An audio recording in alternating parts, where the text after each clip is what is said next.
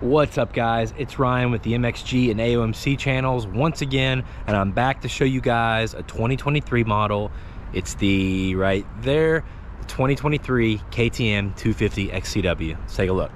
All right, guys, now these bikes are hot off the press. They were just announced a couple weeks ago, if that, and they're already at dealerships. We're already seeing the 2023 Gas, Husky, and KTM Enduro lines and dual sport lines.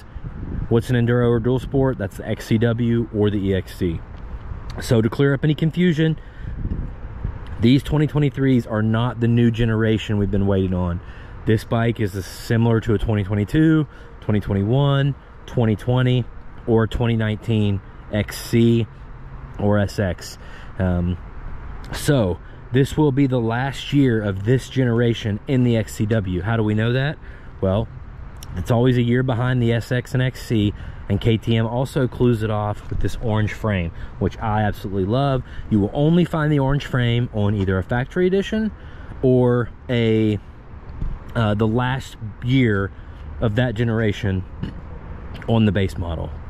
So pretty cool.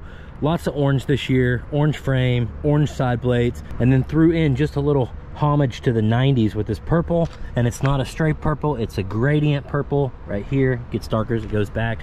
I'm not a big purple fan, but guys, this is the perfect amount of purple. I even like this. Really dig the bike, and you can, obviously you can cover it up. Easy to cover up, no problem. So yeah, guys, it's a fantastic bike. There's not a lot of new stuff to tell you about it, but I can hit some of the highlights on the stuff they've had for a while. They come with neck and bars. They are oil injected through transfer port injection. Put your oil in right here in the top. These XCW models come with cast clamps. That's really not a downgrade, depending on what you like. You do get the skid plate on this bike stock. And these XCWs, probably the biggest difference, I get asked a lot, what's the difference between the XC and XCW? One, it's the wide ratio transmission, so that's a lot of what you're going to feel. The XCW is going to feel a little less, I call it twitchy. So to me, I prefer the XCW on the trails because it doesn't wear me out as quick. It's not quite the same racy feel as you get with the XC. But then the big difference is right here, the Pds suspension. So hard enduro guys that do a lot of log hopping and go over rocks and stuff, they like this because it doesn't have any linkage down here, so it keeps it out of the way. It gives you a little more clearance, and it's just one less piece to service. So linkage bearings are about $100, I think, if you're going to do all those. It's just one less thing to worry about. And the only place that this PDS suspension, straight to the swing arm, the only place that it is sometimes an issue can be in like whoops or very high speed roller sections, anything like that. So it's really not a downgrade at all if you are just riding trails or single track or anything like that. So these XCWs are the single track kings right now. I think they are the best single track off-road dirt bike you can buy right now for sure. The TPI is amazing. There's a lot of rumors going on right now.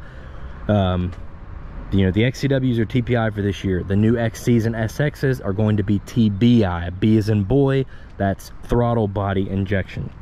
And there's a lot of talk about if the XCWs are going to stay TPI or go to TBI for 2024, and we just don't know yet. I've heard people say both. So we do think they're, no matter what, they're probably going to stay with the oil injection bottle, which is awesome because it's super handy. You can just fill your tank with regular gas, swing by the gas station if you're out west or wherever, fill this thing up.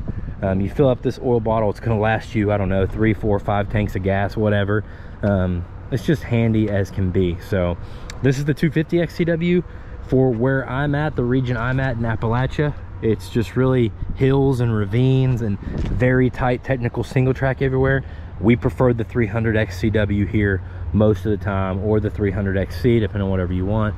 With the 250 XCW, you're just going to get that little bit of a quicker rev. Maybe it's going to feel a bit lighter, it's going to feel a bit quicker, it's going to have a little bit racier feel than 300. But that 300 just allows that little bit more of luggability. So my advice, find some friends that have these bikes and ride as many of them as you can until you feel the one that's perfectly right for the riding you're doing, guys. I like to keep my motorcycles like my golf clubs, one for every circumstance. But man, this thing definitely looks sweet for 2023. All right, guys, so I'll give you guys a walk around of the 300, even though it's the same thing. We'll talk about it a little bit here in the next couple days, and then I'll do some walk arounds on some Husky Enduro models as well. And we should start seeing the 4-stroke new generation base models arriving in July. They're going to be announced here in just a couple days. And the 2-stroke, the new throttle body injection 2-strokes, the motocrosser and the XC, will also be announced in a few days, and we'll probably be seeing those sometime around October. So if you got any questions, comments, leave them down below. I check that. I respond to almost all of them. And if you don't care, guys, let today be the day I earn your subscription. Hit the red button.